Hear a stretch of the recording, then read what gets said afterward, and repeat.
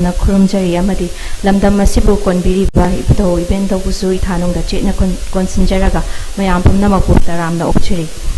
ngasigi function asigi oina chief guest ki fampham langda lengsin bikadaba mingoina panjarabda Saik Nur Hassan huzik lambi da leire haina takpirakle maramaduna ngasigi president gi fampham langda lengsin binabagi damakta option jage mingoina panjarabada Kaidem Toiba President of AMIC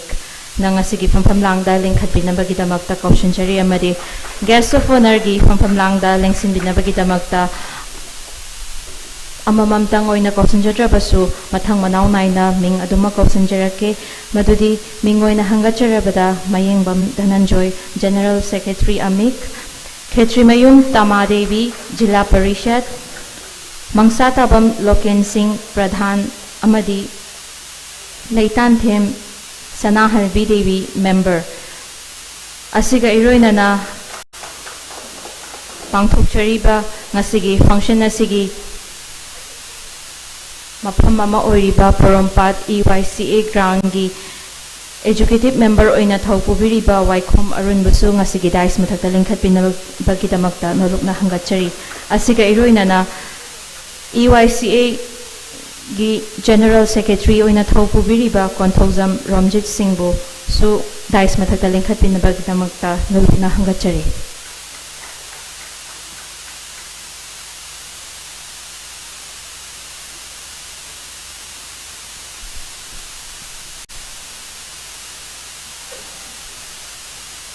Asiga iroina na ngasigi function asigi oina special invitees oina koina oza ahumkhak special invitees oina thamjari oza singbusu dais mathakta lengkhat pinabagi damakta ming amutang caution jage ahan bagi oina oza thongju nabasu dais mathakta lengkhat pirakna bagi damakta nolokna hangatchari makha chatharakpada caution jage oza maibam purnanda Busut dais mathakta lengkhat pinabagi damakta caution jari asiga iroina na amukosu caution jage oza maibam nando oza maibam nando si mafam asida yauraktri haina takpirakle program asi thengna hoba maramna aikhoi adumak leptana apan balaitana adumak batonda thajarkiba sequence asi adumak chathana bapatna jage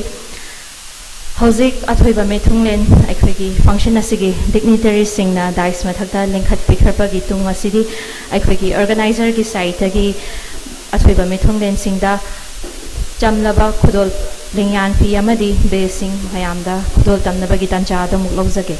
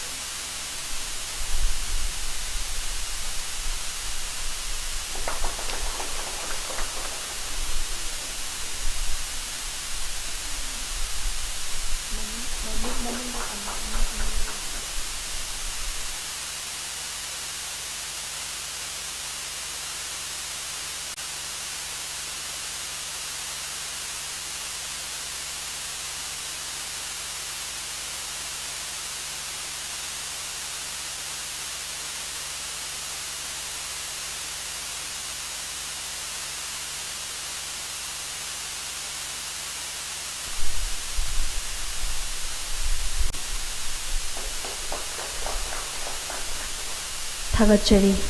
makha chathajarakpa sidi ngasigi function asi haudoe haina isorgi mafamda thongniduna khoigi mangda leiriba candle maya asi aikhoigi athoiba mithungle noina phambiriba chief guest president amadi ngakpigani chief guest di yausanjarakri president amadi guest of honor singna ngasigi maira asi chukhatpinabagi tanja adamuk longminasi.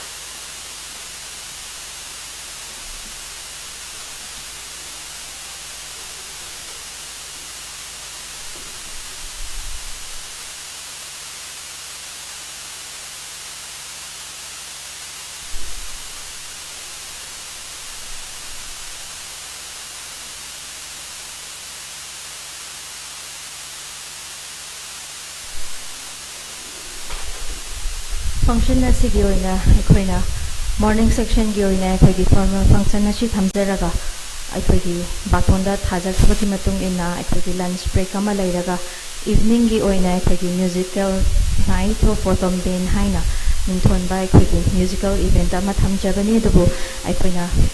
matam asi chana hokidaba maramna akoy gi program asi khara khonglei khajik thuna hotna jaraga akoy gi mayam gi lunch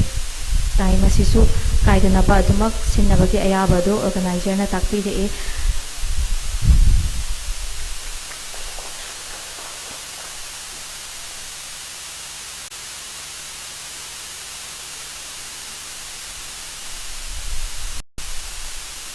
ngasigi thoramasigi oina soida ngamdana ba haidana akhigi sorgi mafamda maira chukhatuna thongja khabagi tunga sidi akhigi autumn ben gi matangda samlapa wafam amtang thamjage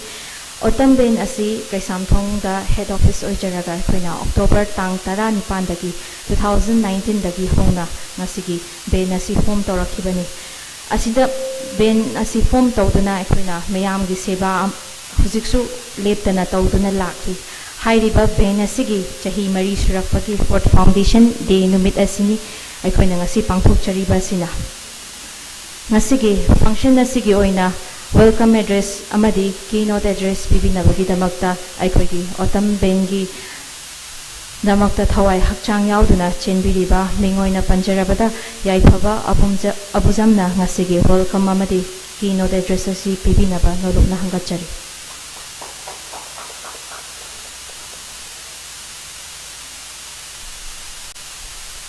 ahan mamaktada lamda masibu kon beriba ibuda wibenobu anibu thamoin rachena kon sinjaraga asigi function asigi mayai tangbal takta lengchin beriba pigi yaitong khamdonga boja singbusu hana khurumjari masigi matungda masigi function asibu mideng taba lakpiriba function asibu yaudaba yade haiduna asinba thaba kaya kaithokna lakpiriba khwai kibi maksu hana khurumjari masigi atambengi for foundation day ga mari lainana pangthok chariba thoram masira ngasigi mayai tangbal thakta lengsin biriba tugi yawakta banam maram oire koi chief Sheikh Nur Hassan to hojik yawakta na lambi da laire adu president gi phamam nangda lengsin biriba khaidem thoiba president MANIPUR ojabusu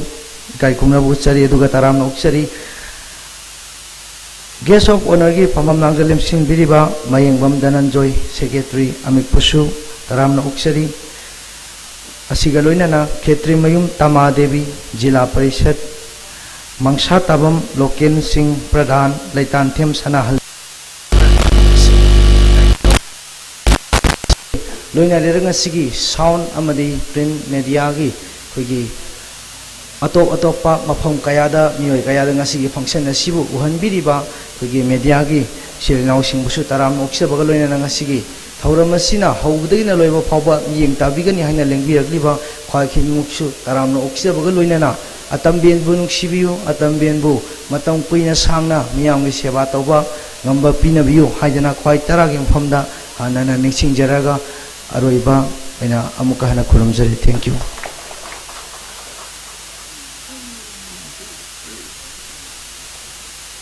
Thagachari Abuzam Yaifabana ngasigi welcome address amadi Autumn gi matangda keynote address kaya ama thambirambagidamagta hainingai leitana thagatwa phongdokchari. Makha chathajarakpa asidi ekhoina special invitees oina baton thajaruba amadi oza singna harau lengbirakpa oza anigi manungda ekhoina special invitees ki warol thambinabagidamagta oza amatamak kaushinjage Mingoina Panjarabada Oza Thongjuna Banang Sige special invitees ki warol thambina bagidamakta ojabu mingoina hangachari.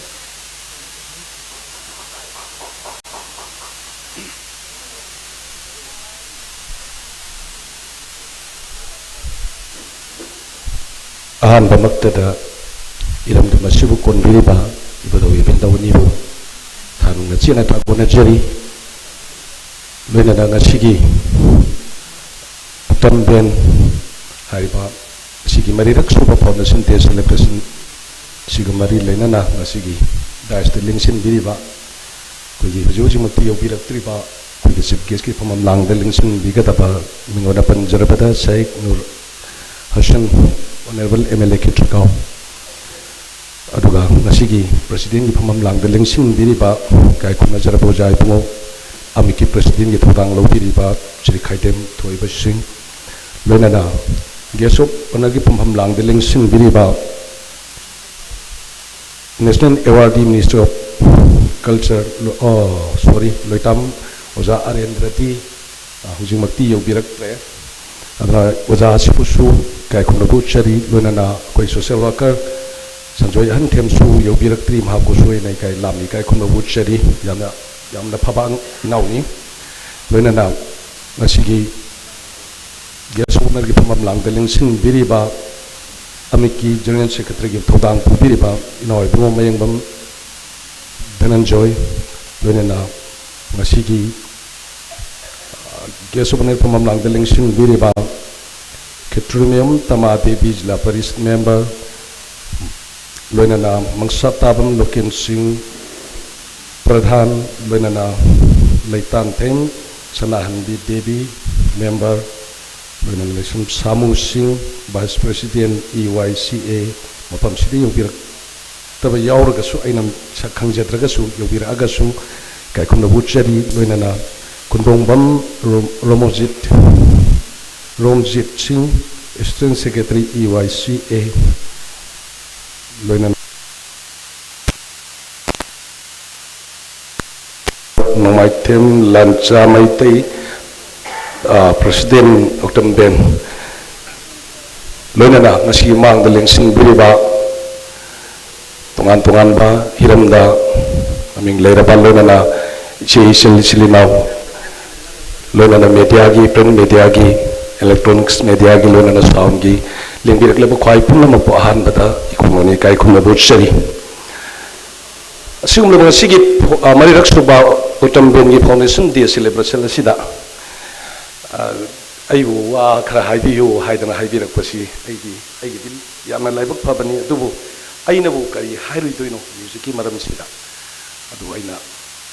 haidaba yade special invitees ama wena naulan chawai kalwai chala chawai haibirakpui matuna nai ratnando su special invitees na haibirakpui matuna nai wapun hadan ni thamjage yamna phai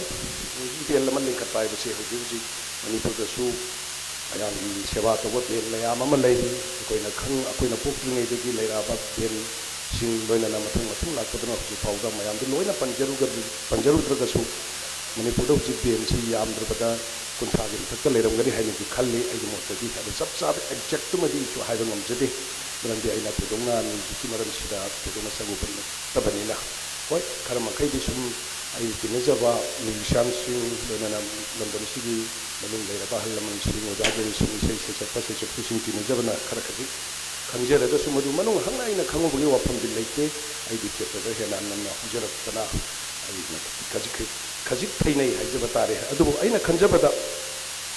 Ben लिंखत पाहाइबन Ben Sikri के दमक लिंखलिनो कई तंगदबनो हाइबन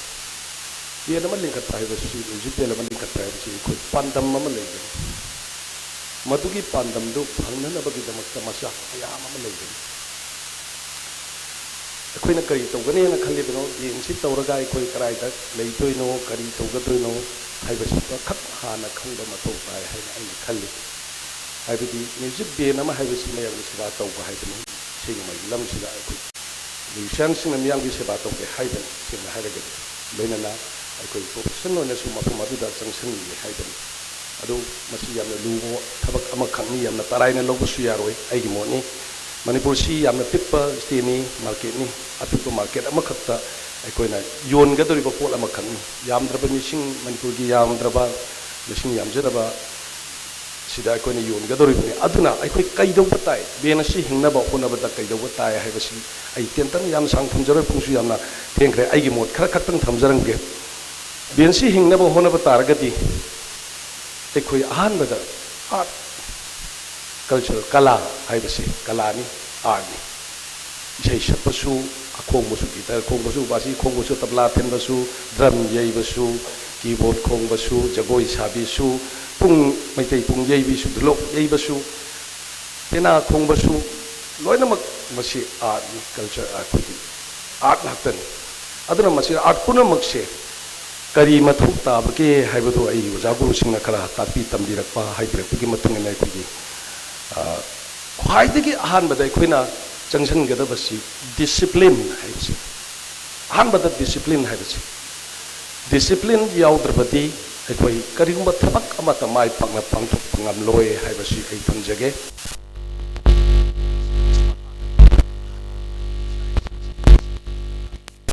आइगे तिनरिबा मरुपसिंग इमानबसिंग इनाउसिंग इयामबसिंग मखोइदुसु अखोइना discipline असिना अखोइ bound तौरगा थम्बा ताई अदो अखोइ आई मरक तम लेप्सगे अखोइगी मसिगी सिगेस लिंगिरपनिना अखोइ मसि ankle नांतु लिंगिरकनबा निसिंसे अभी जाने थागतचरी अखोइगी dice मथक्ता फंबिरिबा डिग्निटरीसिंग अयाबा लौजरगा अखोइगी chief guest की फमम लांगदा लिंगसिनबिगदबा मिंगोइना पंजरबदा श्री शेख नरूर हसन अखोई ऑनरेबल MLA खेत्रिगांव मफम असदा यौसलपका इरोइनना दाइस मथक्ता लिंखतपिदुना लैरि अखोइगी ऑर्गेनाइजर की साइटगी अचंबा लेंयान फी अमदी बेच खुदोल तंबिनबगी तंजा अदमुक लौजगे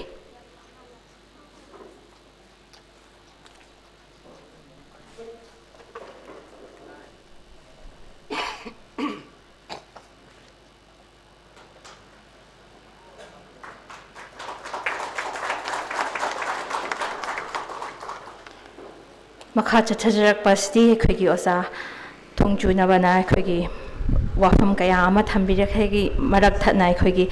चीफ गेस्ट असि तरामना ओकपगी तंजादो मुक हक्तंग लौजबनी ओजाना वारोबिदना अखोइगी थंबिरिबा वारोलसिंग अदु मरिक चुमना अदु मखा चथपिनबगी तंजादो मुक लौजगे अमकुसु हनगसी चीफ गेस्ट पु अमदि दाइस तगिनि तोइसिमु आइना इकाइ कुमनबु चरी अदुगा लोइनेना अना हाइजनिबसे एनी थबक अमा तौब मतंदा कोई डिसिप्लिन हाइबसिना कोई मांग थाबा ताबन डिसिप्लिन याउद्रगति थबक खुदिंगमक अदो अखोइगी पांदम मदु फंगबा सुक्नम ngमोय हाइबा वाफम सिमतंग आई थमजगे अदुगा अखोइना ngasi तंबेन सी लेरे मदुदा मी 10 ना साबा याय 35 ना साबा याय 10 ना साबा याय तोंगान तोंगान मागी कैटेगरी ता अदुबु मागी ट्रेड तोंगान तोंगान ट्रेड तुदा अदुबु मखोई सिंगसे फैमिली में वोइबा ताबा फैमिली में अखोइगी इमुंग मनुंगदा आइगी इपा आइगी इमा आइगी इसे आइगी इचल आइगी इनाव आइगी इचासिंग पुल्लगा फैमिली में सारगा नुंसी चानना लैमिनबा थक खा खंगना चतनबा मदुगी कनोतुमा फैमिली तुमनेना हाना खनबिगदौबने अखोइगी मेंबर खुदिंगमना अदुगा डिसिप्लिन हाइबसि डिसिप्लिन लैरिबनी हाइदुना अखोइना ओजा गुरु उबा मतमदा मरुप इमानबु उबा मतमदा खुद सोंगनबा कोननबा नत्रगा खुरमबा सी खक्त नत्ते डिसिप्लिन हाइबा तारगदि ख्वाइदगी मरुओइबा डिसिप्लिन मैम सिकी मनुंगदा डिसिप्लिन दी करंबनो हाइबा मतमदा इशागी इथौ मसक खंगबा इशागी इथौ मसक पु खंगद्रबा थबक अमत माय पाक पगमोय मरमदी नसी कोई बेंजी उतम बेंजी हयंग दे दिरे असि प्रोग्राम लौसलनी अदो रिहर्सल तौसी हायरनी अहनबदा रिहर्सल तौसी हायबदा डिसिप्लिन ना कदोइने दो डिसिप्लिन रिहर्सल हायबसिदा डिसिप्लिन लमा बाउम तौदुरबनी मदि पुंग क्या दा तौसी गे होय सदनी कोई अवाब ताब खर खुदुंग थीबा एक्सीडेंट अनाय यौरपदि येंग फारे अतबु मतम चाना कोई पुल्लग मतम टाइम सी मतम चाना पुल्लग मतम चाना कोई थपदु पांगथोगा हयेंग अखोइना मियाम गी सेवा तब मतम अदुदा अखोइ माय पाकना तौबा रिहर्सल जमा कंपलसरी कोई होना याम कन बताए कोई बेन गी इनाउसिंग इचासिंग मरमदि हुजिकति याम लेरे अफा फबा अफा अफा अहिबा मयाम अमा अदु अखोइदि मयाम द योंदोइनी ममिंग पल्लुद्रगजु हुजी मणिपुर दी लोय खंगनरब ngahaktani ben me amam leirisi sidagi hena na koi kari to batai makoina pung ama honaba matamda koina pung ani honaba tai ohum honaba tai loina na eni akoina punsi hab matamda koi pun batai matamdo koina ngakna chapatai masini discipline haibsa ambagi discipline si masi oi gadawni koinu sinaba marupu ko chokpa konaba natraga oja ku da kuramba atu khangna discipline oi be yaroi madusu discipline ni madusu yaw batabani aduna art culture haibsi di koi discipline sina baum torga legadabani loina na koi rule lama sembatai haidi koi kano sigi ontam ben sigi rule lama semba mathok tai haina khalle aina rule dubu rule aduga maruina rule sembadi lai rule di maya mama sembe yai rule du ngakna chat madubo koi ngakna chat paduni yamna mathok ta ga dorisi aduna yam sangasu matam ju thengjelawni yam sangsu haijaning de aduna sigumba belama semgalakpa sidi koi yamna harawi yamna nungai ai samuksu art dum leijabani na theater room da leijabani na adubu koi su angaba mateng pangge ngumjaba mateng do koi salan cha hoi kri sajing na hairak padu koi haraw dum luxury basini du maka ta padasu koi na angaba mateng do dum pangge aduna ngasi atomben si hingan si haiba taragadi koi rule lama sema tai rule du akoi ngangna sat patai loina na koi matam khuding makta discipline leina thabak tawba se masi khakta na koi atomben si mai pakani haiba wafam si thamjaraga I matang swade tension se ki panang konja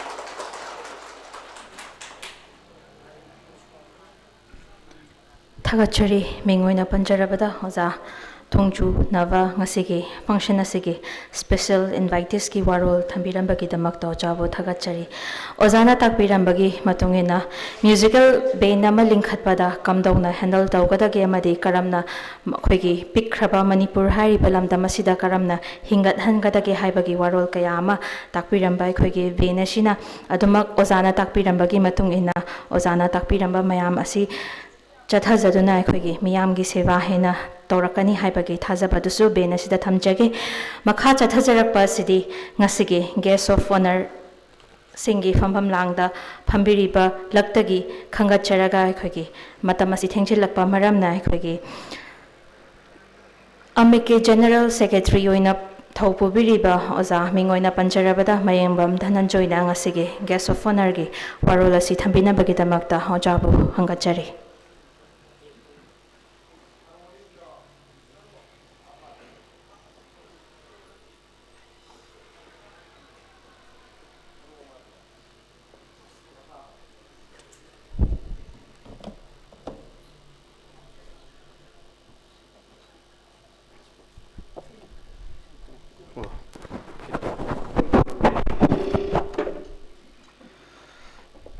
Hano magtada lamdam masi pukon biriba mapu mahaki mapunda ngaski thawram masi tekta kaidana hawtik loiba phawba pangthop gambo jeke haidana mapu khuyada changjari khoiramjari loina masiki autumn band ge marirak suba foundation day celebration asida athoiba mingthulgan oina lengsin biriba hojik dais the lengsin biriba kai nazarba honorable MLA Ketigrau Sheikh Nurul Hassan honorable MLA Bosui kai kon puchari loina na hojik apun ba Manipur matam sai kanglo ami ki president gi pam pubiriba hoja khaitem thoiba ngasi gi president functional president kai kon puchari loina na guest of honor gi Pampamlan the Lingsin Biribi, Loitam Eren Dressing, National Awardee, Ministry of Culture, Sanjoy Ahanthem, Social Worker, Aduga, Madam Khetremim Tama Devi, Zila Parishad, Mangsatabam Local Singh Pradhan, Laitang Them Sanahanbi, Member Laisram Samu Singh, Vice President EYCA, Kontuzum Romajit Singh, Assistant Secretary EYCA, Senior Band Member Singh, Dumaithem Lancha Maitei, President Autumn Band, Aduga, Aiki Kalik Urmapang, Lingshin Biriba, Punmapu, Ikai Kunabu Chari. Masiki Amiki upon Manipur Matamase Kanluki Yamna Tana Tanabaya Draba, Adugaiki Lekaigi, Chasing Su, Marui Batodang, Lautana Benasida, Yamna, Chen Chongzeriba, Adugumba, Nozeriba, Amiki, Music Beni, Autumn Band, Yamla Lakaigi, Isanpa, Kogi Yambagi Masasing, Benas the Yaudana, Yamna, Chen Chongzeriba, Adugumba, Yamna dynamic way, but Benamani. Haidana Ahana Motoda Tamzage Ayaki Waiba Wapum Amanitang I China Singda Tamzage Yam Kang Haidana Yamna Kari Haitare Yamna experience latana Mayamda Haijab Nachadi Puningi Wapum Karadang Equina Kangmina Batakana Gadra Haidana Tamzabani Manipur Sanalepak, Kanglepak, Manipur Asida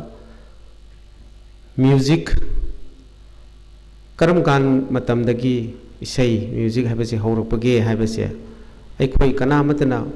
Masi Sok Tarik Panbangamba Nate Habadi beyond immemorable times Ningsing but talk to Matamdagi Isay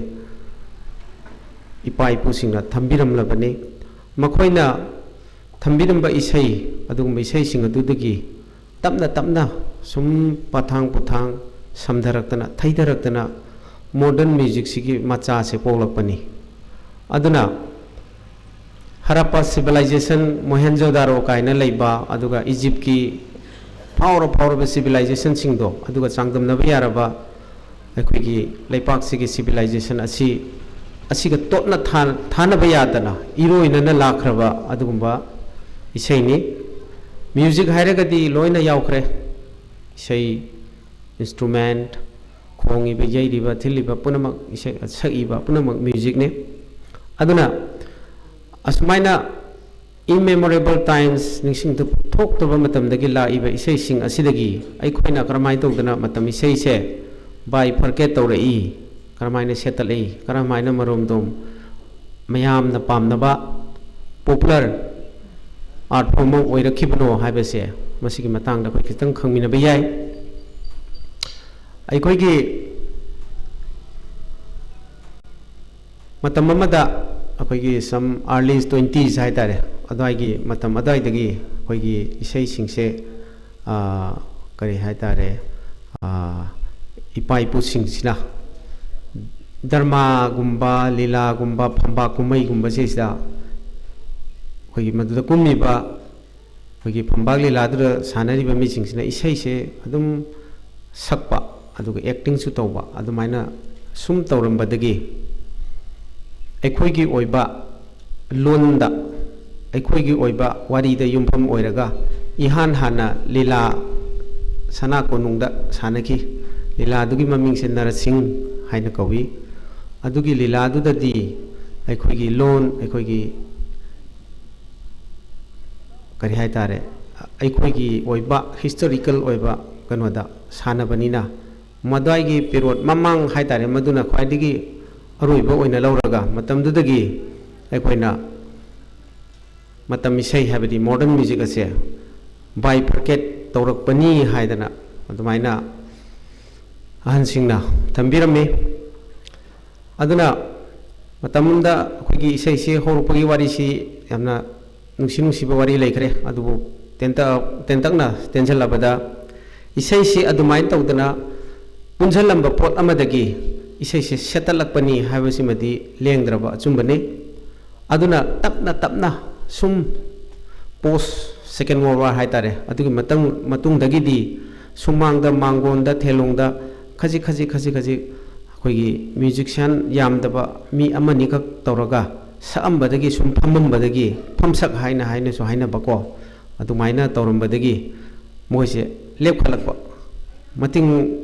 tholakpa mapung marai pharakpa adumaina pharaktana ngasidi manipurda khwaidagi pamnaba performing art manipuri modern music habidi manipur matam isai habase masisu ama oire ngasi mak aikoigi musician sing aduga singer sing sina manipurda maming laikhragadi moigi hingbada moigi day to day life da moi masak tak pangamba aigi isado isai sakpani aigi isado musician hedi saxophone khongbani violin khongbani keyboardist ni haidana mama mapa sing sak tak pada lemnar aba adugumba habidi chap chaba professional amagi chap chaba magi matik maya hai tare parameter sing do chap chana phangba horaba adugumba performing art form ama oirabani adu itarabadi aikoina asigumba performing art form asida aikoi kari gunchen gadage habado ngasai gi amba oja nabanasu haibirame aikoina kauroi doba sungsoi soiroi doba compromise doba yadaba area ani ahum leye area dudi kaimate music band haise musical group haibadi haibam thokani adu band hairagadi kedar se kitang wangkhat kare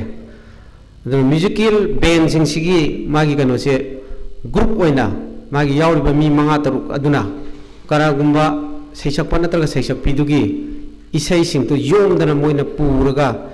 isai saibadugi madugi darkar oiba part sing do backup to piraga fajana performance to honbangamba adugumba system do adugumba kano duda akoi yamna sophisticated oiba taba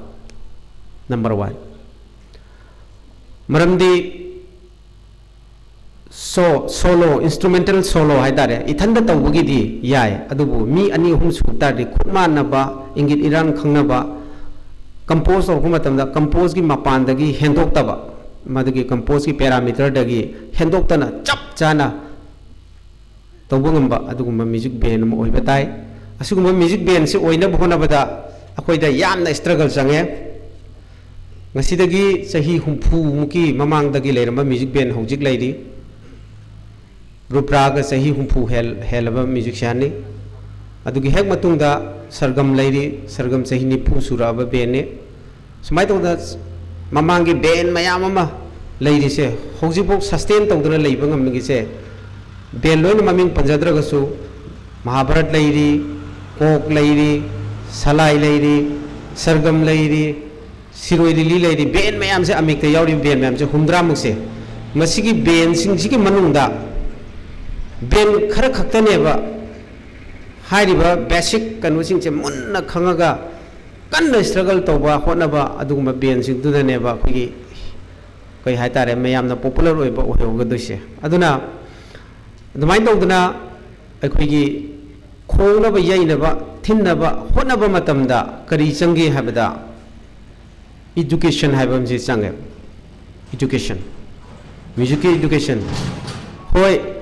suktam tamdana suai haidana tamudarga su masagi hona zuruba paruba thiruba youtube dagi kari dagi adu dagi ada dagi lyric sing reference logdana paraga khangba hona jaba haibado kana gumba kharada tawde haite habadi natte adumaku madu khaktana mipum khudimak se yabra haidi yadeba aduna hojiki matam sidadi yamna highly sophisticated oiraba yamna su fast oiba matam ne hojikje information je highly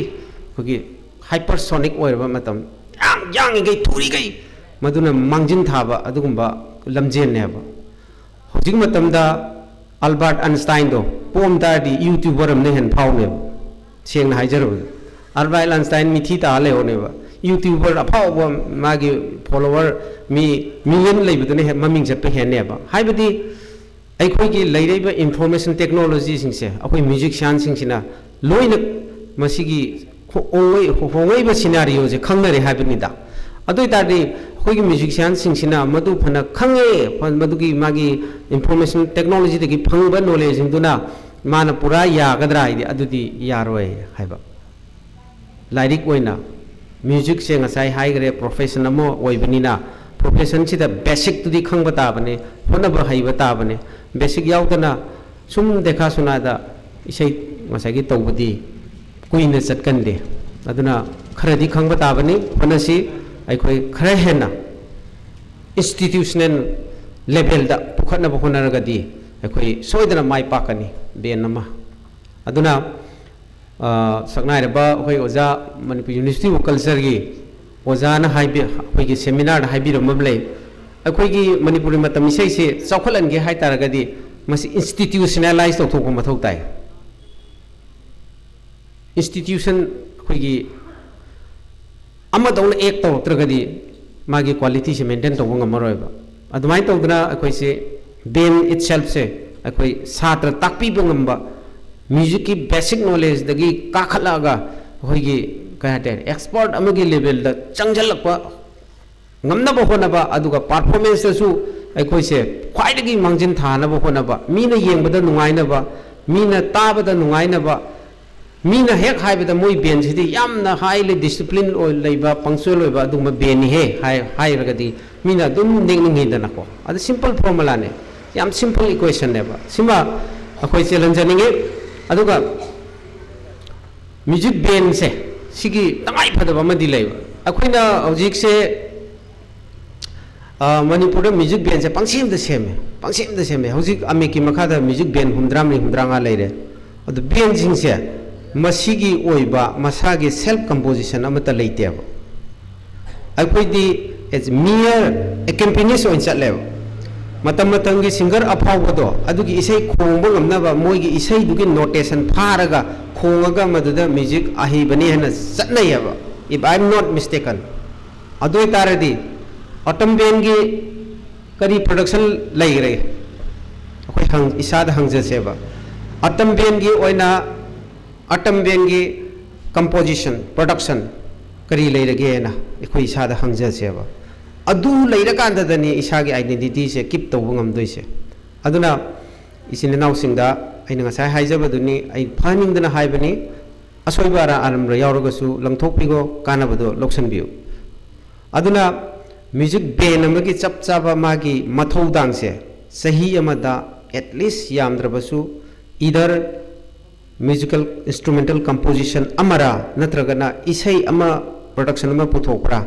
soidana masi calendar program da happy gadabaneba adu itaragadi so that you can maintain your dignity your pride nogi pride maintain to bungangani nogi इज्जत सम्मान पुनमक फंगबंगमगनेबा ए मोइगी दि चही मदा फजा फजबा pot मम पुथोकनेना सुमाइन तौद्रा मणिपुरी मतम निसै हाबेदि Manipuri modern music से चौखलनगे हाय तारगदि Ben हुंफु जिना हुंबुंद्रा जिना मागी चही अमगी production माना हिजरिबा इंस्ट्रूमेंट दुगी पीस सिंगदो नोटेशन इथोक्तना कंपोजिशन तौदना कंपोजिशन गी थॉट मागी टेक्नोलॉजी मागी आइडिया दुदसु खरा नक्सलगा थवाक तौमिनरगदि Manipur matam misai will grow like anything. Am thina fast speed chawkhalakkaneba. Aduga laibak thiba amadi akhoi se akhoi gi America singna haibdo to be a negro in America is hope against hope aido. Oirore do mangla namada mangga leijaba duma furup amani hana negro singna haigibdo akhoi su being a musician being a singer in Manipur is hope against hope kind of high yaraba adumba nuaitaba matang mayam su leiraba deba habedi akhoi se sigi pon gi singlon mapan khajaliba pon ji de koi paithok pa yadri somehow akhoi karai gumba jaga amda trap tawraga leireba aduna masi gumba pose akhoi gi gun akhoi gi isagi pratibha haigadare isagi personality aduga akhoi hona jamando aduna sigi pansidagi escape velocity na rocket na prithvi ka phalakota phajan punjal mayam do lanthoga phak longna atia space yogi do adumaina kapthok ngamakaneba aduna tragadi khoi hingbada khoi gi masai haire market ki level sida yamaba ben singsina hingwa ga haije wasala ba porama oirakani haba aduna tensala bada अकोई music band सिंगसिना सिगुंबा idea से मतम लेबा खेबिकता brain दा हापगा थंबियो ꯑꯩꯒꯤ ꯁꯥꯡꯉꯕ career ꯃꯇꯝ ꯑꯁꯤꯗ ꯑꯩ ꯃꯁꯤ ꯌꯥꯝꯅ ꯐꯤꯜ ꯇꯧꯔꯦ ꯊꯃꯣꯏꯗ ꯃꯔꯝꯗꯤ ꯃꯁꯤ ꯅꯠꯇ꯭ꯔꯒꯗꯤ ꯃꯇꯝ ꯑꯃꯗ ꯁꯤꯡꯒꯔ ꯑꯐꯥꯎꯕ ꯑꯃꯒꯤ ꯃꯥꯅ ꯍꯥꯏꯕꯗ ꯆꯠꯀꯅꯦꯕ ꯅꯣꯏ ꯐꯦꯔ ꯐꯦꯔ ꯐꯦꯔ ꯍꯥꯏꯕꯗ ꯆꯠꯀꯅꯤ ꯃꯔꯝꯗꯤ ꯃꯥ ꯁꯥꯎꯕ ꯃꯇꯝꯗ ꯅꯣꯏꯅ ꯃꯉꯣꯟꯗ ꯁꯤꯡꯒꯔꯁꯤꯡꯁꯤꯗ ꯕꯦꯟ ꯇꯧꯔꯒ ꯄꯩꯊꯔꯒ ꯂꯩꯔꯦꯕ ꯃꯔꯝꯗꯤ ꯀꯩꯒꯤꯅꯣꯗ ꯅꯈꯣꯏꯒꯤ ꯑꯣꯏꯕ ꯄ꯭ꯔꯗꯛꯁꯟ ꯂꯩꯇꯕꯅꯤꯅ ꯃꯇꯝ ꯃꯇꯝꯒꯤ ꯐꯥꯎꯒꯠꯂꯛꯏꯕ ꯁꯤꯡꯒꯔꯗꯨꯒꯤ ꯏꯁꯩ ꯈꯣꯡꯉꯒ ꯅꯣꯏꯒꯤ ꯕꯦꯟꯒꯤ ꯄꯣꯄꯨꯂꯔꯤꯇꯤꯗꯨ ꯇꯥꯟꯕꯅꯤꯅ ꯅꯣꯠ ꯑꯣꯟꯂꯤ ꯑꯣꯇꯝ ꯈꯛꯇꯒꯤ ꯋꯥ ꯅꯠꯇꯦ ꯑꯦꯚ꯭ꯔꯤ ꯕꯦꯟ ꯑꯗꯨ ꯑꯩꯈꯣꯏꯒꯤ ꯏꯁꯥꯒꯤ ꯄ꯭ꯔꯗꯛꯁꯟ ꯂꯩꯖꯔꯒꯗꯤ ꯅꯣꯏ ꯑꯩꯈꯣꯏꯒꯤꯗꯤ ꯏꯁꯩ ꯁꯤꯒꯨꯝꯕ ꯄꯣꯠ ꯑꯃ ꯂꯩꯅ ꯍꯥꯏꯕꯗ ꯅꯈꯣꯏꯗ ꯁ꯭ꯇꯦꯠ ꯑꯦꯋꯥꯔꯗ ꯐꯪꯉꯛꯄ ꯌꯥꯏ ꯅꯦꯁꯅꯦꯜ ꯑꯦꯋꯥꯔꯗ ꯐꯪꯉꯛꯄ ꯌꯥꯏ ꯅꯠꯇ꯭ꯔꯒꯅ ꯂꯥꯏꯕꯛ ꯐꯔꯒꯅ ꯍꯦꯟꯅ ꯋꯥꯡꯕ ꯊꯥꯛꯀꯤ ꯁꯔꯇꯤꯐꯤꯀꯦꯠ ꯐꯪꯕ ꯑꯦꯄ꯭ꯔꯤꯁꯤꯌꯦꯁꯟ ꯐꯪꯕ ꯃꯇꯝꯗ ꯅꯣꯏꯒꯤ ꯃꯤꯡꯆꯠꯇꯨꯗꯤ ꯀꯌꯥꯝ ꯋꯥꯡꯈ꯭ꯔꯒꯦꯗꯣ ꯑꯁꯨꯃꯥꯏꯅ ꯑꯃ ꯊꯝꯖꯅꯤꯡꯉꯤ ꯑꯗꯨꯒ ꯑꯃꯅ ꯑꯩꯈꯣꯏꯅ ꯈꯪꯕꯁꯦ ꯑꯩꯈꯣꯏꯒꯤ ꯑꯩꯅ ꯈꯪꯖꯕ ꯑꯃ ꯂꯩꯌꯦꯕ ꯃꯅꯤꯄꯨꯔꯒꯤ ꯃ꯭ꯌꯨꯖꯤꯛꯁꯤꯌꯥꯟꯁꯤꯡ ꯑꯣꯏꯒꯦꯔꯥ ꯁꯤꯡꯒꯔ ꯑꯣꯏꯒꯦꯔꯥ ꯐꯣꯛ ꯁꯤꯡꯒꯔ ꯑꯣꯏꯒꯦꯔꯥ ꯑꯩꯈꯣꯏꯅ ꯇꯧꯖꯔꯤꯕꯗꯨꯗꯪ ꯑꯗꯨꯝ ꯉꯥꯎꯔꯒ ꯂꯩꯕ ꯑꯗꯨꯒꯤ ꯍꯦꯛ ꯐꯤꯕꯥꯟꯒꯤ ꯋꯥꯡꯃꯗ ꯆꯠꯈꯤꯕꯗ ꯀꯔꯤꯝ ꯈꯪꯗꯕ ꯈꯕꯔ ꯄꯥꯕꯣꯏ ꯄꯥꯗꯕꯣꯏ ꯇꯧꯕ ꯕꯟ ꯂꯥꯎꯊꯣꯛꯈ꯭ꯔꯦ ꯒꯥꯏꯁꯦ ꯁꯦꯀ꯭ꯔꯦꯇꯔꯤꯗ ꯐꯣꯟ ꯇꯧꯕꯒ ꯅꯠꯇ꯭ꯔꯗꯤ ꯑꯗꯨꯝ ꯈꯪꯗꯕꯩ ꯃꯑꯣꯡ ꯂꯩ ꯃꯌꯥꯝ ꯂꯣꯏꯅ ꯍꯥꯏꯖꯕꯗꯤ ꯅꯠꯇꯦꯀꯣ ꯑꯌꯥꯝꯕ ꯃꯣꯁ ꯑꯣꯐ ꯑꯁ ꯀꯣ ꯁꯤꯒꯤ ꯑꯁꯣꯏꯕꯁꯤ ꯀꯩ ꯂꯩꯕꯅꯣꯗ ꯑꯩꯈꯣꯏꯗꯤ ꯑꯃꯨꯛꯇꯪ ꯐꯥꯀꯠꯂꯒ ꯌꯦꯡꯃꯤꯟꯅꯁꯦ ꯏꯄꯥ ꯏꯄꯨꯒꯤ ꯄꯨꯋꯥꯔꯤꯗꯣ ꯑꯃꯨꯛꯇꯪ ꯐꯥꯀꯠꯂ ꯌꯦꯡꯃꯤꯟꯅꯁꯦꯕ ꯃꯇꯝ ꯑꯃꯗꯗꯤ ꯑꯩꯈꯣꯏ ꯂꯥꯟ ꯂꯥꯛꯑꯦ ꯂꯨꯈꯨꯝꯗ ꯊꯥꯡ ꯇꯥ ꯊꯝꯃꯦ ꯊꯠ ꯁꯠꯀꯅꯤ ꯁꯥꯐꯤ ꯂꯥꯟꯐꯤ ꯁꯦꯠꯀꯅꯤ ꯂꯥꯟ ꯆꯠꯀꯅꯤ ꯑꯦꯚ꯭ꯔꯤꯕꯣꯗꯤ ꯏज ꯁꯣꯜꯖꯔ ꯋꯥꯔꯤꯌꯔ ꯂꯧ ꯎꯔꯦ ꯏꯁꯥꯅ ꯂꯧ ꯎꯖꯩ ꯈꯨꯂꯪ ꯏꯁꯩ ꯁꯛꯑꯦ ꯑꯩꯈꯣꯏꯅ ꯁꯛꯆꯩ ꯐꯧꯁꯨ ꯏꯁꯩ ꯁꯛꯑꯦ ꯑꯩꯈꯣꯏꯅ ꯁꯛꯆꯕꯅꯤ ꯄꯦꯅꯥ ꯂꯩ ꯂꯥꯏꯁꯣꯟ ꯏꯁꯩ ꯇꯧꯕꯗ ꯈꯨꯟꯒꯤ ꯄꯦꯅꯥ ꯈꯣꯡꯕ ꯊꯣꯛꯂꯒ ꯂꯥꯏꯁꯣꯟ ꯇꯤꯟꯁꯣꯟ ꯇꯧꯒꯅꯤ तो अदु तारदी अखोई मल्टी फैसेटेड रोल अम यावरिबा मरमदी मदुगी अफबा मल्टी फैसेटेड ओइबा रोल दो अखोई म्यूजिशियन अखोई आर्टिस्टिंग मतलब मिसेगी मॉडर्न म्यूजिक आर्टिस्टिंग से माइक्रो लेवल हाय तारे पिचा पिना नोई लोंदर खिजितंग ड्रॉप अंतंग लो अखोई याम फगने अदुना अखोईगी म्यूजिशियन सिंगसिना नेचर मणिपुर की लेरिबा नेचर से सी याम खंगबम जु चंगे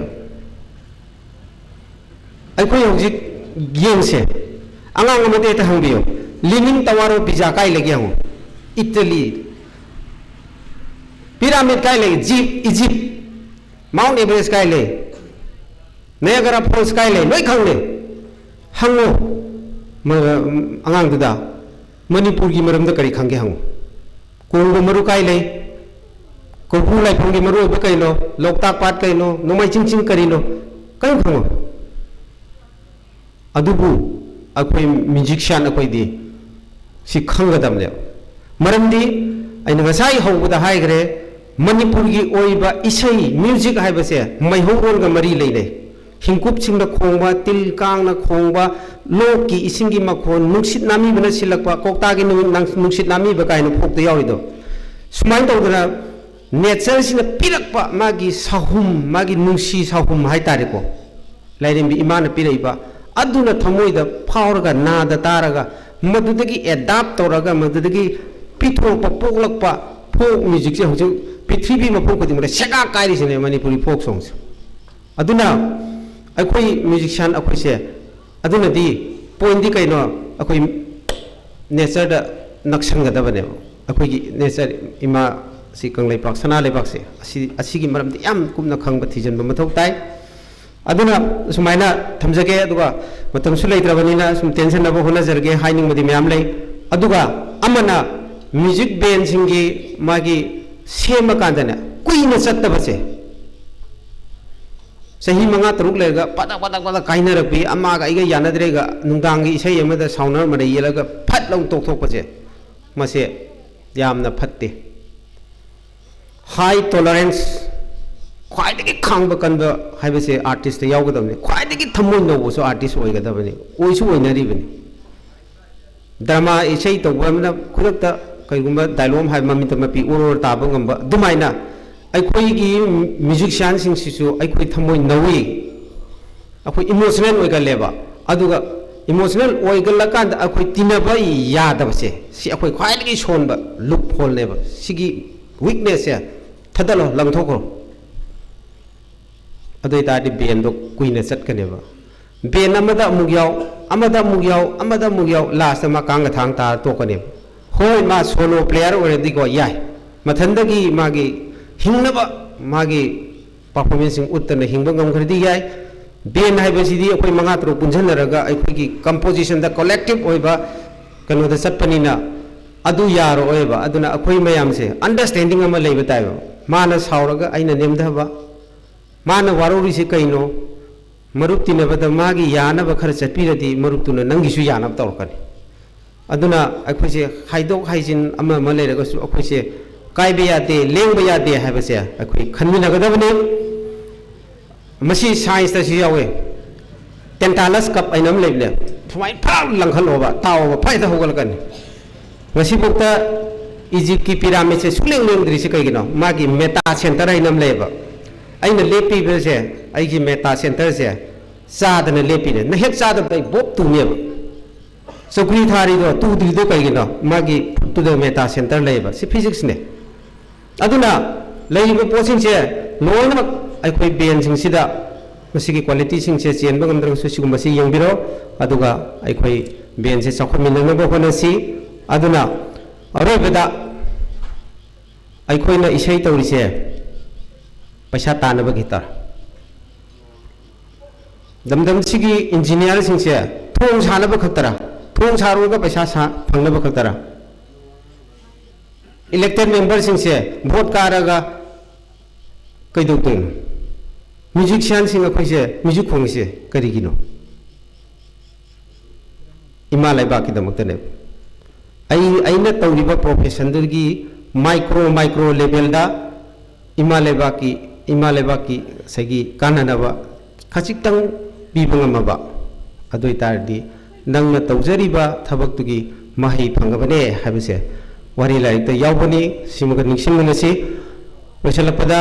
अतमबेनगी जिनाउ सिंग यामना डायनामिक ओइबा एडवेंचरस ओइबा अदुगा यामना होनबा कनबा डिसिप्लिन लेबा अदुगा बेनमनी हाबे लौजबगा लोनना मतुंग तारपा थबक थरम सिंग सिदा अखोइ लोइनबा कोपसुं छिन्नदना पुन्ना होनमिनरगा अखोइ सखनमिनसी लोइनना अपुंबा मणिपुर मतमिसेगी कांगलुकी माइकैदगिसु अखोइगी ओइबा फैमिली की सब कंपोनेंट बॉडी मोइना अखोइना पांगबे याबा मतेंग पांगजगे मतम सांगना ओतम बेन मियाम की सेवा तौबा ngamba ओसिनु हाइबा वाफम सिथमजरगा मयाम पुनों पु खरमजरे थैंक यू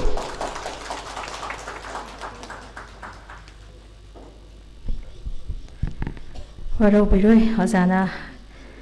अखोइगी ममन यामलबा वारोल कया अमा थंबिरिकैगी मरक्ता अखोइगी हाइदी प्रोग्राम असी थेंगना होखिबा मरमना इना ओजादा सुखितंग अयेतपदु पिजखरे ओजाना ताकपिरंबा मयाम असी अखोइगी हाइरिबा बेन असिगे जसु यामना पुकनिंग थवाई हकचांग यावना अखोइगी लमजिंग लमताक पीबा वारोल कया अमा यावरी ओजाना ताकपीबगिसु लोइबा नाइरोय अदुगा ओतम बेनसु तमजबगी लोइबा नाइरोय अदुबु असिगुंबा ओजादागी लौसन जगदबा ज्ञान लौसिंग अदु अखोइगी ओतम बेनगी माइकैदगी अदुम अदुगी लौसनबगी तंजादो अमुकसु अखोइना आइना ओतम बेनगी महुत सिंजरगा ओजादागी अदुमक लौजगे हाइबा वारोल असि थमजगे ओजाना ताकपिरंबगी मतुंगिना अखोइगी म्यूजिक हाइबासि अखोइ करमबा मतमदगी हौरखिगे अखोइगी म्यूजिक की हौजिकी ओइरिबा असिबो लाखपगे जर्नी असिगी मतंगदा ओजाना खंगजबा वाफमसिंग अमदि लायोख्रबा ओजासिंगना ताकपिरंबा अखोइगी म्यूजिक की मतंगदा हिस्ट्री के आमा अखोइगी ngasiगी थौरमसिगा मरि लेनाना ओजागी वाखलोन के आमा शेयर तौबिरंबगी दमक्ता ओजाबो हाइनिंगाइ लेतेना थागचरी ओजा कसुमिंग ओइना हंगचरबदा ओजा मयिंगबम धनंजय जनरल सेक्रेटरी अमिकबो हाइनिंगाइ लेतेना थागातो फोंदोकचरी मखा चथाजरकपा सिदी खैगी ngasiगी फंक्शन असिगी चीफ गेस्ट की फंफम लांगदा लेंसिन बिरिबा मिंगोइना पंजरबदा श्री शेख आकपिगनी शेख नूर हसन ऑनरेबल एमएलए खेत्रिगावना ngasiगी फोर्थ फाउंडेशन दी ओतम बेन गी मतंगदा अखोइगी टेन तकपा वारोल खरा थंबिनबगिदमक्ता कौसनजरी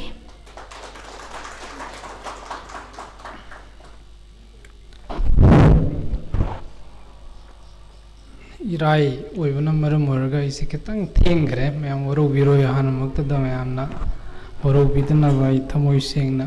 ꯍꯪꯒꯠꯆꯔꯤ ꯉꯁꯤꯒꯤ ꯃꯔꯤꯔꯛ ꯁꯨꯕ ꯐꯥꯎꯟꯗꯦꯁꯟ ꯗꯦ ꯑꯣꯇꯝꯕꯦꯟꯒꯤ ꯑꯁꯤꯒꯨꯝꯂꯕ ꯆꯤꯡꯂꯦꯝꯂꯕ ꯊꯧꯔꯝ ꯑꯁꯤꯗ ꯊꯧꯔꯝꯒꯤ ꯁꯚꯥꯄꯇꯤ ꯑꯣꯏꯅ ꯂꯦꯡꯁꯤꯟꯕꯤꯔꯤꯕ ꯃꯤꯡꯑꯣꯏꯅ ꯍꯪꯒꯠꯆꯔꯕꯗ ꯏꯀꯥꯏ ꯈꯨꯝꯅꯖꯔꯤꯕ ꯈꯩꯗꯦꯝ ꯊꯣꯏꯕ ꯃꯅꯤꯄꯨꯔ ꯄ꯭ꯔꯦꯁꯤꯗꯦꯟꯠ ꯑꯩꯈꯣꯏꯒꯤ ꯑꯃꯤꯛ ꯒꯦꯁ ꯑꯣꯐ ꯑꯣꯅꯔ ꯏꯐꯝꯂꯥꯡꯗ ꯂꯦꯡꯁꯤꯟꯕꯤꯔꯤꯕ ꯑꯃꯤꯛꯀꯤ ꯁꯦꯀ꯭ꯔꯦꯇꯔꯤ ꯃꯤꯡꯑꯣꯏꯅ ꯍꯪꯒꯠꯆꯔꯕꯗ ꯏꯌꯥꯝꯕ ꯁ꯭ꯔꯤ ꯃꯌꯦꯡꯕꯝ ꯙꯅꯟꯖꯣꯏ ꯑꯩꯈꯣꯏ ꯉꯥꯏꯍꯥꯛꯀꯤ ꯃꯥꯡꯗ ꯂꯩꯕꯤꯔꯝꯕ ꯈꯦꯇ꯭ꯔꯤꯃꯌꯨꯝ ꯇꯃꯥꯗꯦꯕꯤ ꯏꯆꯦ ꯖꯤꯂꯥ ꯄꯔꯤꯁꯠꯀꯤ member amadi waikhom arun executive member EYCA Konthozam Romjit Singh general secretary EYCA loina na otamben gi members punamak amade gi mangda lengsin biribe kai kumnazaribi punamak puhan makta de koknona no lukpam de kai kumna butchuri hayam sangna gai shu haizaroi ben nama haibade karam haina semgal ai haibade in haidraga su ben sebu saruk yariba ben sigi member oiriba khuding makna khangbiramgani ben se matam chupada lengdana hena phawba hena maming chatpa magul leiba ben ama ohenge haiba targade agi wakhanda principle ahum khagle ahan bada common goal objective isagi objective ekhoi ben sigi objective se karino haibadu khangminna common goal dagi deviate tawdriba makhai divert tawdriba makhai ben se haidi kainangai gi masak oiroya sumkai kairoya whatsoever the circumstances and whatsoever the situation may arise lengna dum legani common goal da lengna dum leiri fo asai ai mangda thambiramba tamoi khoi mengum danan joina habiramba khoi cinglon mapan sidagi lanthokpa ngamdabagi khoi de amna awaba khoi da pendaba nungaitaba ma adumak mayuknaraga lei yaibas aina haizaning bade khoi gi manipuri khoi gi maitai lon da sakpa sonba iba compose toba music weraga su prithvi gi each and every part of the world nook and the corner the yohan baya adugi tempo adugi caliber adugi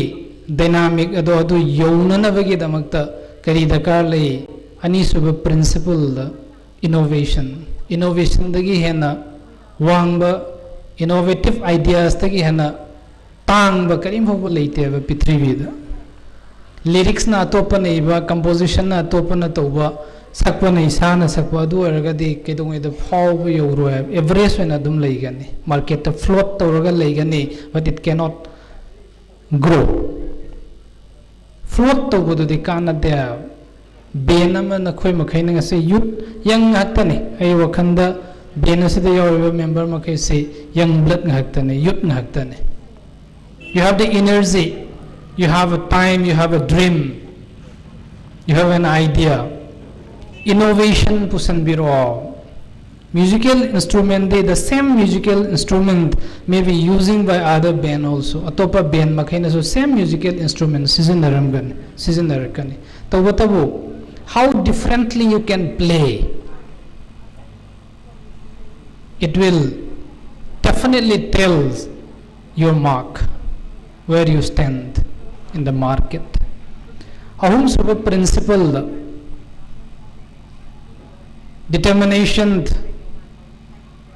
coupled with perseverance ahum sibu thadok pidrawa any market may be ocean red ocean or blue ocean red ocean they already hanana competitors paidana leirava ngasai uzan takpirambado there are more than 70 plus band leizaraga so red ocean oigerandra ocean blue ocean means competitor yamna leitava market oiraga so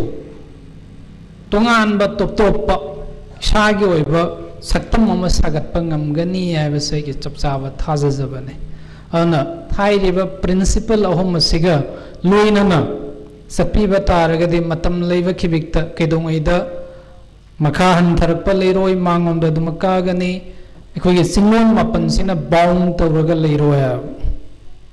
If you have an innovative ideas, you differently play your music, then who knows, someday you may be playing at the world biggest auditorium in front of millions of audience. May it be our language Manipuri. English natra suyai, natra Hindi natra suyai, Mandarin natra suyai, Russian natra suyai, isagi culture, isagi tradition, isagi ethical values, makhaidu instill tawraga music. Ngasi fawda Manipur da khongiba, chalaiba, tariba, khoina tariba music makhisi loina common haktana. To be very honest, why can't we create some extraordinary? Why can't we put more effort? Why can't we think out of the box? Then we will definitely get an opportunity to play anywhere in the world. May it be Europe, may it be America, may it be Africa, may it be other part of the Asian continent. Aduna Russian Zarpada in Heisening with the Pukning Hantanangai Maram Kishoide. It's just a beginning. Say Mari Hatangaire, Benasi Semisi, it's just only a beginning. Now, post-COVID world is a dynamic world. Market is dynamic. You cannot think the same way. You have to be different. Your approach has to be different. Your outlook has to be different. Definitely at part Satpangam Gana and High River Makisi Swedanamaki Sugumba Jill determination, perseverance, goal, common objective, Libiram Gania, Vasaki Sapsava, Tazabania, the Manipur is Saptak Pada Equigi, Sahili Singani Helava Itihas, Saktak Pada Equigi, Puaribo, Saktak Pada, Choba, Fida. Thabangamba, Tudang Lobangamba, Dumlaba, Benama, Waibu Irishanu, Haibu from Kursi Tamzerga, Mayampan, Mukomukan, and Lukpam the Kaikum the Butcher.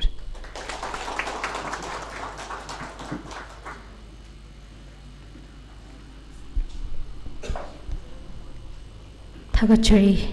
Nasigi, function Nasigi, Chipkeski, Pampamlangda, Lingsin Bikiba, Mingwina, Panjarabata Sek, Nur Harshan, Honorable Emily Ketrigauna, Nasigi, Hairiba. Autumn Bain Asigi, Equigi, Bain member Singi, Wakal Pukning, Takat Pawarol Kayama, Tabiram Bagitamakta, Hiding I lit and Takato Fung Doctory. Makasa Tajarak Pasidi, Nasigi, function Asigi, President Ki Fampam Langda, Lingsin Biriba, Mingoina Pancharabada, Kaidim Toiba, President of Amikna, Nasigi, Presidential Warol, Tentakna Tabina Bagitamakta, Ojabo, Kosanjari.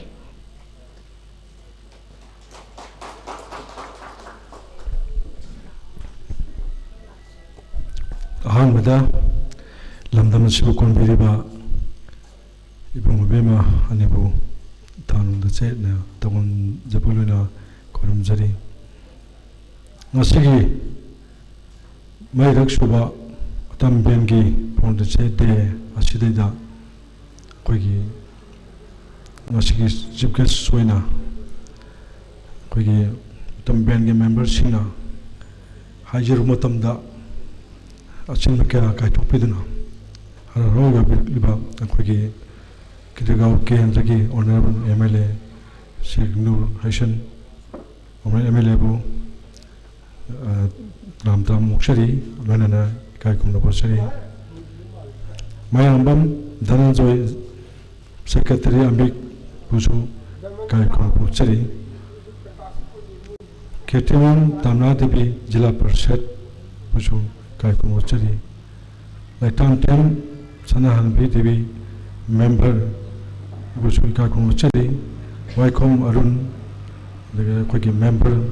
EYCA, which we Kaikum Ochari, General Secretary, EYCA, which we Kaikum Ochari, the pen member, Nomai Tem,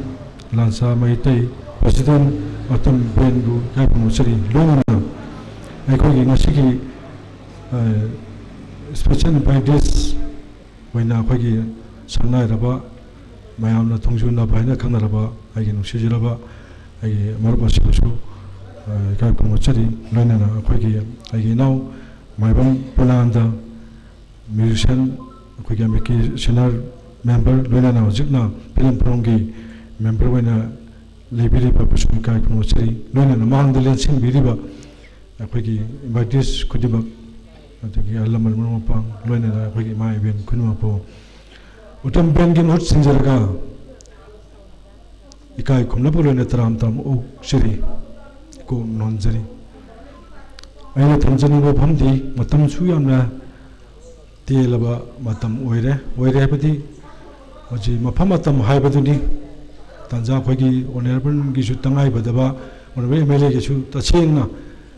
आइगी लागी थरमगी पांथोक तेयादबा अदुम बामखक ओइबनिना असिगी दुबतसु खोइना लेंबे पगिदमसु हेना मतम की बेनी मोह चंजरगा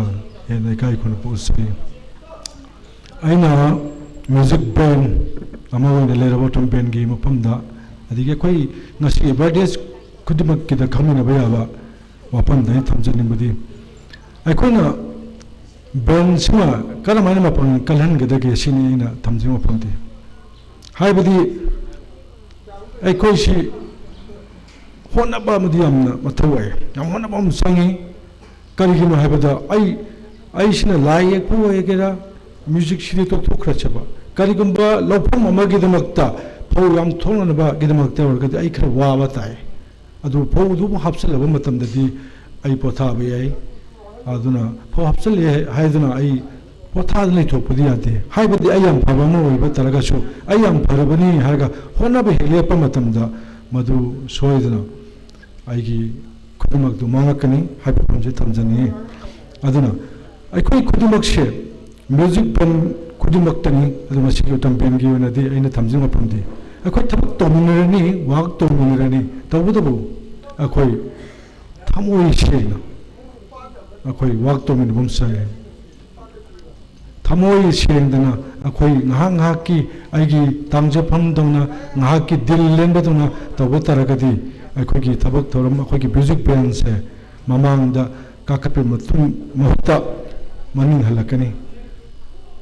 अदुना अखोई याम नुंसिनपम संगी अदुना अखोई करिगुमा अकनबा वाही हाइबा तारगसु band जिगिदमक्ता खल्लगा अखोई सोपयादी हाइबगिदमक्ता खल्लगा अखोई हाइनिंबा कया अमन ngangagasु अकनबा खोंजेल ngang गोतर ngak मियोबनी खुदिमक असाव बसी लेबनातनी अदुबु खंथब संगे आई मागा सांगनरुप तुम कोइन सांगनु याबनते करी करी दे सोइगेदरी म्यूजिक बैंड तम बैंड सोइगनी सीद नतना तुंग हर कदबिसिंग नखोगी बैंड सिंगदुरी हेक्ते वारो नरगा हेक्ते नोइलाप थोंग नबा कौन दबे पोट फोंग लई हाबे पोट अतोप तुंगी मेरोंगी म्यूजिक बैंड सिंग हरप मतम सिदे सोद अवाबन वरकनी अदु सरकुदी मखोई खुद पाइस चिंखनबगिदमक्ता डिसिप्लिन अमगक्ति याम दरकार ओय थक्सी कक्सी याम दरकार ओय अदुना कराइदिगी हौगदगी हरकदगी हाब मतम म्यूजिक बैंड से चंगलगा आइगी डिसिप्लिन खंगम थमबदी यावे अयुमदगी हरबताय आइगी बाबा इमादा आइजी फजबा हे हाइबताय आर्टिस्ट सम ओइबगी मागी सबसाबा मागी वखलंगो मियामदा अखोगी फोंदोकपम संगी करमाय फोंदोकनी आइगी सजतना आइगी वंगांग अदुना अहलमन जिदैद हाइनरिबनी मागी इमुंग नुंगदगी हरकपसिंगदि मागी फादर मदर अहलमा लायकते लेपसुम इमुंगदि मोय इमुंगदि यामना जनटल ओइबे इमुंगनी हाइबो रेस्पेक्ट तौनबदो अनमनी अदुबु इमुंगदु यामना की तुकचबे इमुंगरगसु इमुंगदगी टॉप टॉपा अफबा हरकतबदि नत्ते अदुदि अखोइना ओइरबे खनबा कयामसु होनरगदि लोइना ओइगदबा ngakतनी अइना थमजिंग वफमदि अखोइ समनरगा मेंबरसिंग होने आईदी करी हातारी मेंबर मैम सिंगसिदी होनबा लेपा दे करी हाने तबगने हेकमदा आई इनी खुदिमक आर्टिस्ट मैम सिंगसिगी आइनोंदा लोइमक खंग होबा आइथना खंग नतना म्यूजिक बैंड खमिबम संगे मसी मदिम थमगा तंगाई फदना गाइडलाइन खर संगे ओजासिंग खर कोई पुमिनदना अखोई थबकसिदा करी दोबु यागे हाइबामा अदि मी दु खल्लगा अखोगी सेनार खदि दका ओय एबाइजर खर दका ओय यामदसु ओमदंग रोजो एबाइजर दका ओय एबाइजर सि समनरगा एनी अखोगी देवकर्म पांथोप मतमदा सभागी लेथिंग ओयदना अहलमन मयाम मक यावरिनी अहलमन खुदिमक अखोगी म्यूजिक बैंड खमिबम संगे मसी मदिम थमगा तंगाई फदना गाइडलाइन खर संगे ओजासिंग खर कोई पुमिनदना अखोई थबकसिदा करी दोबु यागे हाइबामा अदि मी दु खल्लगा अखोगी सेनार खदि दका ओय एबाइजर खर दका ओय एबाइजर सि समनरगा एनी अखोगी देवकर्म पांथोप मतमदा सभागी लेथिंग ओयदना अहलमन मयाम मक यावरिनी अहलमन ji yau ta ba na hanga ta lengsin ba taraka di thorum du mapung pha bo ina lamna di ahlamana aduna ahim ji hana daka oi haina ai gi thaba ma thopa matam da tarani thama khaimi mamang dagi akhoi gi asang ba matam du hangna dana akhoi gi ayaba lawnra ka tori mi aduna ebaijo chi yam dabda khara thamba daka oi kari gi no do haibadi ai sa chi control tongna ba haibadi mayam chi control to ba chi nang gi chahi chamana ba du da mana nang ga sagani matam sida nang gi namana mamaduna thim janbada khara wa ga da ba chu lei adigi ai gi puning da di waro bo lei tra ga chu maduna hawdong no be kai ba di haiba tare aduna atopa second parcel amana ebaija du da chanaga ahandu da swahin tore harakan mana apabo pokta pina no gi ta ebaija da ka oi aduna ai ji tamning chi na te cha da mina wai amak tang har ga tension jage ekhoi gi music band chi marak sidagi ngangkhat pam yawre mana ngangkhalak pu matam sidi atopam da satkhre atopa belam du yawre masi kokthok adori ni atopa belam khana atoki ben na kokthok ki ba matam du da du ki ben du kari hoge de ki simhana khanbi gi dabni adumana atopa khungam amada yam matik chaba amal leireba matik chaba du na lamdam chi ai sidigi horak padigi ai miyam rekta tilak pani habji kokthoga kada mafam jaban hongkala le thokraeba adu de mana thamami du karina ba masana masabu kari haitare koi chorare da halama na ba tin silaga mamai tai hadu samane adu ba phabusing du khungam du sumne da ba roja amu le ni doctor amu le ni ini khuduma du mafam chum le yam la pa junu kilometer more da so jara sum adu mamu du mafam ji pachil le kanda adu mafam du phabang akta la kane ba adu mai to duna akhoki music bands digi di akhoni yare ge di pare na sab ke na khalo du kari kum tangai ba ja ke program gi program pe ju sportman memum le tar ga ju mai mai gi kim du digi akhoi sab ke mutam da ma phaba ada mi ma palam da ma sini engage tore adu ra di ma gi tim du da mana phangai ba seruk to lupa manga da su pi mutam da adu gi habit tu tamartana aphaba program jo ini adu wakhal da nusi ba gi lipum je he na che na punjan oi gani aina thamjin ning badi hainin ba mayam mi hainin ba ya su aina sum haida le badi ade mapam matam gi habum su le bani na adu nusi chana na lamin na ba honda ba ba shin number 1 thamui sengna akhoi chi thabak pangthok pa ke haina khan ba gi wakhan sing chu masim honto pa da ba loina na akhogi discipline chi maintain tongna ba gi damakta ebaije alaman khara yamna draka wai lam chi ga mari lena ba haiba phamji ke thamjagulena akhogi utham belasi mutpanai dana akhoi mioi bane hek lei ba makai adum nga andung lei ba adum bel oi chum haiba lena matang sai tension chi thank you